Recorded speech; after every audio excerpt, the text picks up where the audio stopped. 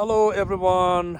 अब हामी अहिले एउटा विस्टा पोइन्ट भन्ने एउटा किनभने म अघि थर्का पासबाट युसिमितिबाट क्रस गर्न लागेको थिएँ कि तर त्यो बाटोबाट लगेन है सो जिपिएसले हाइवे 108बाट लगेको थियो कि 120बाट लगेन त्यही भएर हामी अहिले एक ठाउँमा मैले रोकेको एकदम राम्रो सिन पुरा माथि डाँडामा एउटा विस्टा पोइन्ट भनेर देखेको थियो त्यहाँबाट अनि अहिले यहाँ ब्रेक लिएको एकछिन 5-10 मिनट अनि एकदम रमाइलो ठाउँ छ रमाइलो ठाउँ यो चाहिँ मान्छेहरू पनि थुप्रो यहाँ स्टप गर्दो रहेछ सो अघि मैले भने जस्तो क्यालिफोर्निया चाहिँ one of the best state and for the nature lovers so that's why I'm here in California state that I love nature. That's why I always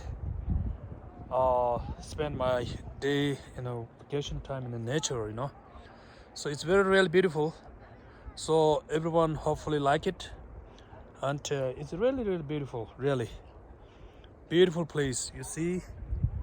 That's a really lovely place. मान्छेहरू पनि थुप्रो यहाँ अहिले आउँदो रहेछ really nice place